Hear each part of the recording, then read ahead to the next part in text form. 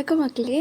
இன்றைக்கி நம்ம வீட்டில் நார்மலாக வைக்கிற சிக்கன் குழம்பு எந்த ஒரு எக்ஸ்ட்ரா ஃபிட்டிங்கும் இல்லாமல், அதாவது தேங்காய் அது இதுன்னு போடுவாங்களா, அதெல்லாம் இல்லாமல் எப்படி ஈஸியாக இருக்கிறது பார்த்துடலாமா? இப்போ நான் நார்மலாக நம்ம வீட்டில் யூஸ் பண்ணுற நான்வெஜ் கடாய் எடுத்துக்கிறேன். அது கூட நான் 2 டேபிள் ஸ்பூன் எண்ணெய் ஊற்றிக்கிறேன். முக்கியமான விஷயம், நான் 3 பேருக்கு சமைக்கிறேன், அதனால் அந்த அளவு எடுத்துருக்கேன். உங்கள் வீட்டில் எத்தனை பேரோ அதுக்கேற்ற மாதிரி நீங்கள் எடுத்துக்கோங்க. அது கூட 1 டேபிள் ஸ்பூன் சோம்பு, 2 லவங்கம், ஒரு பிரியாணி இலை சேர்த்துக்கிறேன்.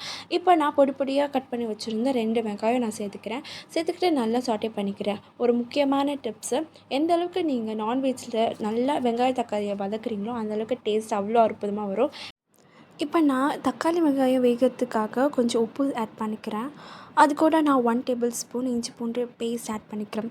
சாரி, நான் தக்காளி போடுற வீடியோ ஷூட் பண்ண மறந்துட்டேன். நெக்ஸ்ட் டைம் நான் கண்டிப்பாக ஆட் பண்ணுறேன்.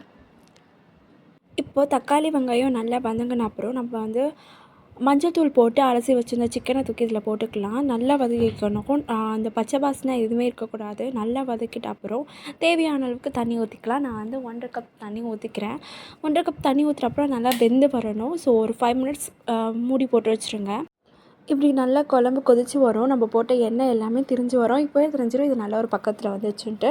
இப்போ நம்ம தேவையான அளவுக்கு மல்லிலாம் போட்டு இறக்கிட வேண்டியது தான்.